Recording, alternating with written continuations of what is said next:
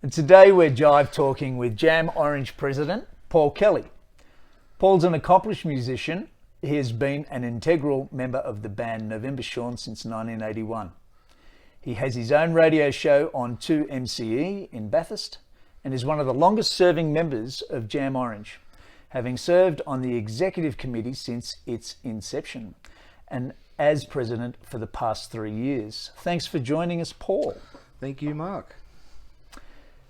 Firstly, you play mando, guitar, tenor banjo, bodhran. Now, I'm not sure if I'm pronouncing that right, Paul. It's bodhran. Bodhran. You've got to roll the R's, mate. That's do you? right, yes. Okay. And spoons in November Shorn. Yes, I've been known to pick up the spoons and hit my knee with them and give myself a lot of bruises on the knee, yeah. I've tried it myself and gave up very quickly. So, There's an act to it. How did you learn to play the spoons? Where did it come from? I just watched other people playing it, I think, and tried to copy what they were doing. And then certain songs, particularly some of the jigs and reels that we play in the band, I helped along with a bit of a fairly high-pitched rhythm, and sometimes it works like that. I think we use it actually. I use them in one of the blues tunes we do too. So we're a very versatile band. You certainly are. And look, I must say, in seeing you perform, I was quite impressed with your singing voice, Paul. It was something I didn't know and didn't expect. And of course, sharing a famous name, a lot of people, I suppose, come out and expect to see a good singer, and they're not surprised, not shocked. Somewhat of a disability, the famous name. That's right. In fact, just sort of an aside, I've got a CD that is autographed for me by Paul Kelly that says something along the lines of, "To Paul Kelly from Paul Kelly, what's in the name?" Right. Okay. That'd be a prized possession, I suppose. That is, yes. Yeah. Of course. So you played your first gig with November Shorn in Canowindra, your first ever performance back in 1981, and have been with them ever since. In that time, the band has morphed from a 7-piece to a 3-piece. And back again to a 4-piece. And back to a 4-piece.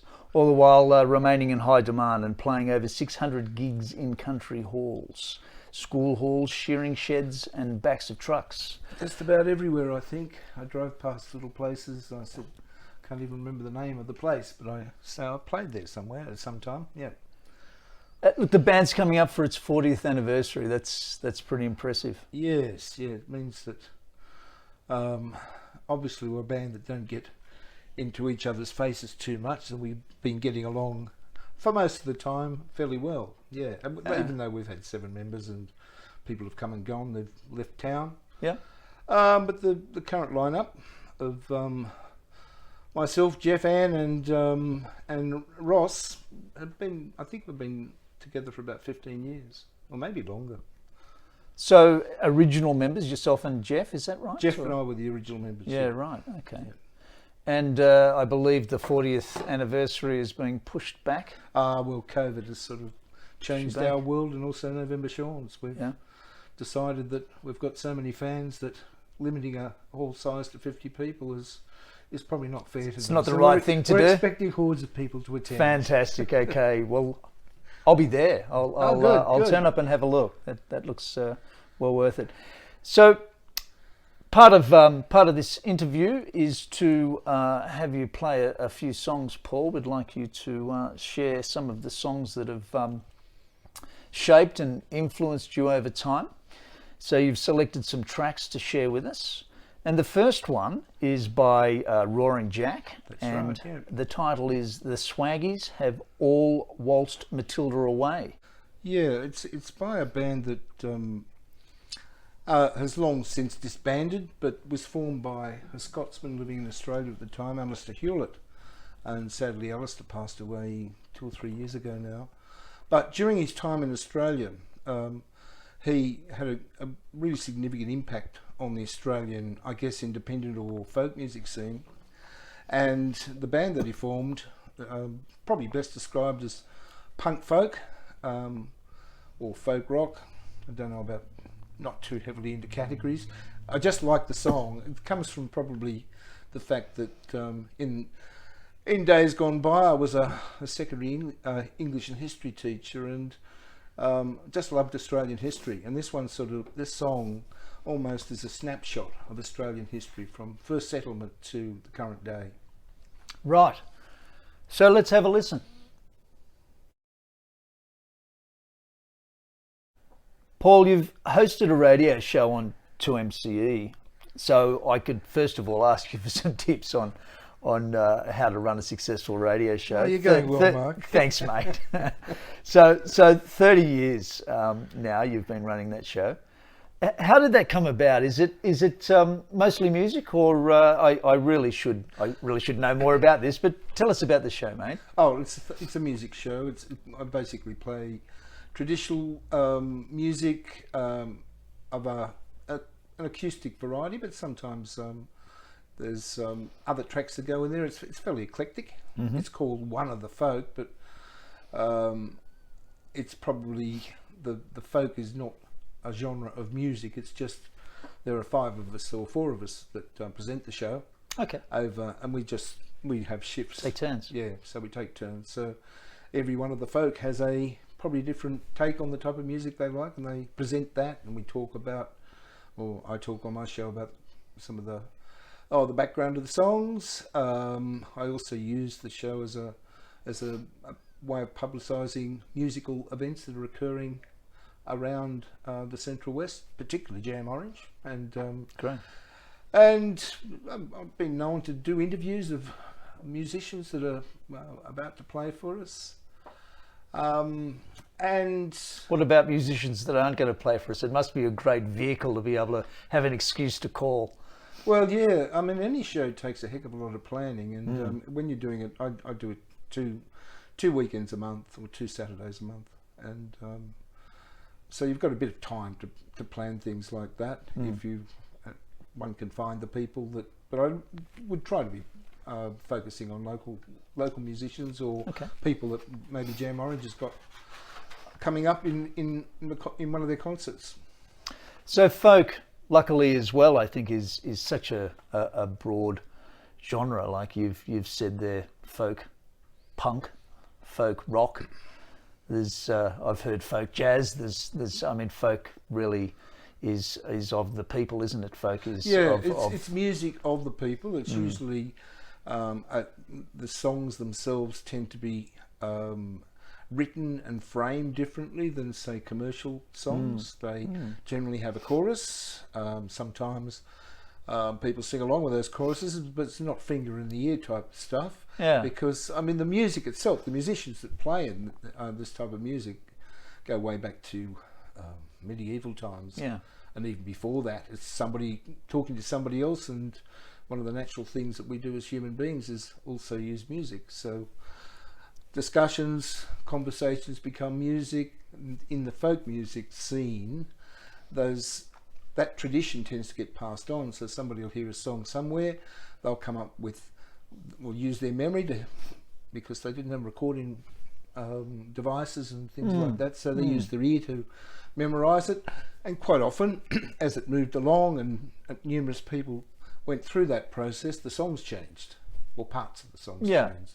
But interpretation of that type of music could involve anybody from a rock band to somebody just singing and playing a guitar. It's that the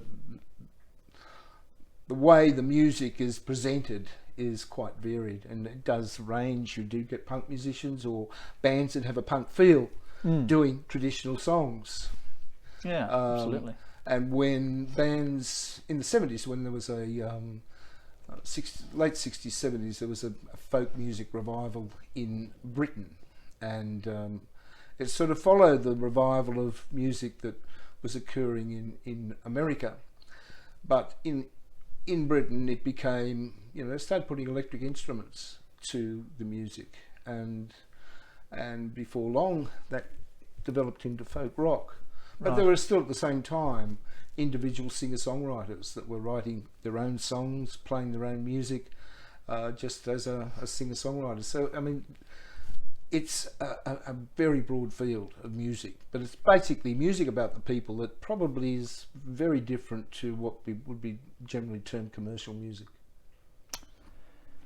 A great wrap up. I remember being afflicted as a young fellow with probably, unfortunately, listening to mainstream and commercial music, but I did certainly socialise with people that were into the Pogues, and lots of bands. Pogues is a good example of a punk folk band, yeah. Yeah, absolutely. So I would like now to probably lead to the next choice. Track 2, Paul. Casey Chambers, the Nullarbor song. Can you tell us about that? Yeah, well, Casey Chambers is another great Australian singer-songwriter, probably classified as country. She's certainly popular in that area of Australian music, but I just think she's a great songwriter, and she tends to draw on American style. I'm thinking more Appalachian music, the mountain music of America. A lot of her later albums certainly reflect that. But this particular song is sort of my go-to song when I'm late at night after a barbecue or something and sitting out in my back veranda listening to my sound system that's hooked up to my back veranda and having a nice glass of wine and listening to this song. It's just so atmospheric. It's a song that reminds me of places that I've been to, not so much the Nullarbor, but similar places in Western New South Wales where I used to work and travel around, and just the expanse of the country. The other lovely thing about this song is the production of it, and also Casey's dad and contributing to obviously the production of the song itself, but also what he adds on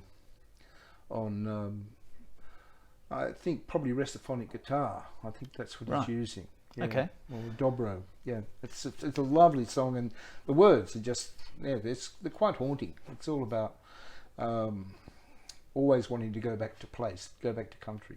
Right. I can imagine sitting out on your back deck looking up at the stars, Paul. That's right. You've taken me away there. Lovely.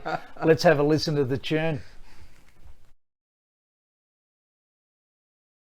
We can't let you go without talking to you about Jam Orange.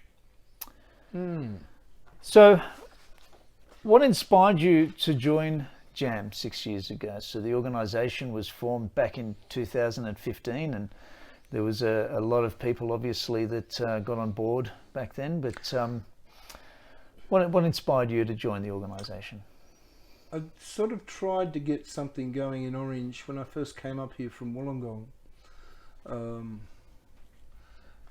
And at that stage it was a folk club, and basically we're running concerts or folk club concerts in various pubs around Orange, mainly the Occidental, which I don't think exists anymore. No, it's a real estate agent now. That's right, and a restaurant. And also the Canobbers Hotel. Yep. We ran some up there as well. It was a short-lived venture, probably went for about 2 years, but I guess because I'd come up to Orange from where I was working in Wollongong as a teacher, and started a new job, and we got this band going called November Shorn, and so the music side of things really sort of was a fairly big part of my life. Yep. And when the opportunity came to get involved in something that was a lot broader than my particular musical tastes, I thought, well, I'll try and get on board with that. I'd heard of a meeting that occurred at the Agrestic Grocer with a number of musicians, and they were floating the idea of getting an organisation up that was going to promote local music. And then the first meeting we had was Kelly's. It was at Kelly's pub, yeah. That's right. And there was Ben Lander, myself, and the room was full of people. It was. Yeah, there was a lot of enthusiasm at the time, and a lot of people egging on to get this happening. So that's right. a few of us mugs put our hand up, formed a That's committee. right. That's right. and the rest is history. Yeah. And from time to time, of course, those same people still make cameos, which is great. So Yeah, there's a lot of yeah. enthusiasm. But how do you feel an organisation such as Jam can benefit a regional community? Certainly it can focus attention on the talent that's in a region, and particularly live music, which is really important because these days people tend to be glued to their technology for their music. They're streaming other people's music, but there's also people actually that move beyond their bedrooms and their garages and start wanting to perform in public, and we can promote that, and also I suppose bring to the attention of audiences in Orange musicians from outside Orange and even internationally that would never have, people would never have even heard of. And we've been able to do that with Jam. We've been able to run regular events for a musician that wants to play in front of a crowd, our open mic nights, and they've been happening right from the get-go. But we've also been able to stage some pretty good concerts over that time as well, out of Bloomfield Hall, the Conservatorium, and I think the first, not that Jam was involved in this one, but the first Festival of Small Halls at the Orange Showground. And in the context of the Festival of Small Halls, which is a really well curated show that comes to Orange, we just host it, but we have a very good reputation with organisations like that, and they want to keep coming back because they like Orange audiences, and obviously Orange audiences like them. So it's about, I guess, putting to the forefront live music, local music, and hopefully original stuff too, so that, and giving musicians the opportunity to expand their skills. Paul, how do musicians, artists and organisations such as Jam go about growing visibility, traction and investment in community? Gee, that's a big question, Mark. Obviously, we've got to embrace all means to do that, and that includes technology, and over the last 3 years, I think, Jam has been able to have a bigger presence on in terms of its website, in terms of its social media pages, and that's a lot of that thanks to your good self. And we just need to keep developing that, but we also need to be out there working with local venue owners to encourage them more and more to put on live music. And we also need to grow the organisation itself, because good organisations are basically able to regenerate all the time with new people. New blood comes in, new ideas, give greater inspiration to the existing people who are in the little band of Jam Orange committee members, and things grow that way. You know, there's always a danger that things can stagnate if we're not always thinking, okay, what can we do next? What can we do that we're doing now that we can do better? Yeah. And absolutely. most of all, how can we make sure that we're always entertaining? I think so. I think a challenge that we have as well is competing with, well, not competing, but maybe working with the sports in town. We know that this is a well-established town of sports and food and wine and so on. And I think that we really need to look at combining forces, so to speak, and to have events that are about all of our different loves in this town.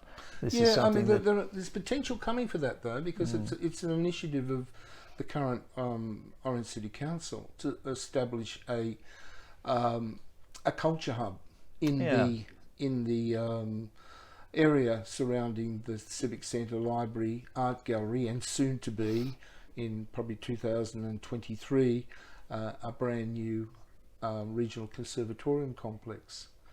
And it's intended there, and you can see driving around Orange at the moment and how the roadworks that are going on around that Robinson Park area, that it's going to be a place where culture will be able to be at the forefront. And yes, there'll be places around Orange, e.g. out at Bloomfield by the sound of things, and other places where people can see sport. But you want to have good food, enjoy good live music. Yeah. It's going to be in the cultural hub around that central area of Robinson Park and Summer Street, McNamara Lane, those areas, and also down to the art galleries. Lots of work going on there currently. That's for sure. Future tunes and so on. So there's a lot of focus on what we can do with. The local government, particularly here, It's in doing a Orange, great job. is really supportive of this. It is. Yeah. I think so.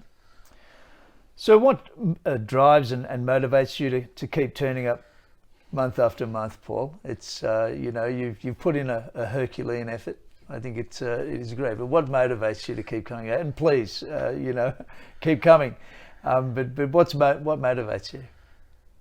It's sort of having a bit of an idea in my mind, I guess, some sort of vision that I want to see achieved. And I think in terms of the bureaucracy of GM Orange and the management committee, we do have a strategic plan, and it's one of those documents that is in the back of our mind, the parts of that plan, and we've achieved a lot of that plan. The next step is to go back and see what else needs to be done and where we can take it forward. So I guess I just want to see good music happening in town. That's one of the things, and particularly live music. And I'd like to sort of encourage people to do original stuff. Not that I do that in my own band, because all the music we play comes under the term trad. Sure. Yeah, traditional. Yeah, got it. Not jazz. Yeah, look, I agree, and personally, having played in original bands and covers bands, I think there's a place for everything. There is, passionately yeah, there is. Involved in writing music. Most of my life involved with original bands, but there's definitely room for all of it, I think. Well, wouldn't it be good that a musician from Orange that makes it, in terms of whatever that means, but gets a greater amount of publicity and public exposure, and they can claim that their first steps were with Jam Orange, and that the work that we did and I guess the facilities we provided for them inspire them to do what they do. Yeah, look, I absolutely agree, and as much as I suppose we're not really here at the moment to pat ourselves on the back, this is Jam Radio. That's right, of course, yeah.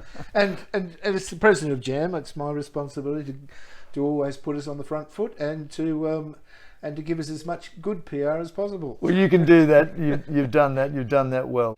And now it's time for Paul's third song. It's Truganini by Midnight Oil. Paul, can you tell us about that song selection? Well, this particular song refers to, it takes its title from the name of the last surviving Aboriginal woman from Tasmania, but it's also a song about Australia, where Australia has been and where is it going to, and it's very typical of the songs that Midnight Oil do, particularly from albums like Diesel and Dust, Capricornia, those albums. It is a really great song. Midnight Oil write great songs, mainly from the pen of Peter Garrett and Rob Hurst, but and also Jim Agini. Jim, yeah, yep. He certainly is another one that sort of contributes to the songwriting credits. Musical arrangements of this stuff is always good. I've seen the band a number of times live, and they just knock me out every time I see them. And they're a band that they've had a hiatus, obviously, with Peter's venture into federal politics. Yeah. But they're back on the road again. They've done some, before COVID hit us, they were doing a series of concerts that got as far as, most of the state capitals, and also into the Hunter Valley and places like that. Can't wait to see them live again. Rumour has it they've got a new album coming out fairly soon too. They put out an EP during the COVID time, which was essentially about the issues that are very favoured by them about Aboriginal recognition and the Constitution. Good. So yeah, have a listen to this song. It's a good one. You might not have, it might have slipped past you in your listening to Midnight Oil, but it's a great song. I'm expecting that I'm going to get quite an education from this process, Paul, not just with you, but some of our future guests. So I'm quite looking forward to that, because I think I've had quite a blinkered musical education over time, being someone that was, as I said, afflicted by a rather commercial upbringing, possibly. So let's hope that I can be a little bit more adventurous. Well, and, all the songs that we put on today, well, in this segment, are Australian, and that's something that's really important. Well, I think that is. I think that's great. I think that's something that is in line with what we want to do as an organisation, is to promote local music. As I said before, maybe Central West, which is a little bit more limited, but. So look, that's great, Paul, and we're going to have a listen to Truganini. So here we go. With that, Paul, I think time has come to wrap up, but we do have one last treat. Thank you. It's been great to spend some time with you in this format. But we are going to finish the show with, as I say, a little treat here. It's a little ditty from November Shorn. And this is a recording that we have here from, it was recorded live on the stage in Carcoar on Australia Day in 2018. My God, what is so it? So if you'd like to, well, that's a surprise. It's a November Shorn track, and here it is, without further ado, bringing it on now.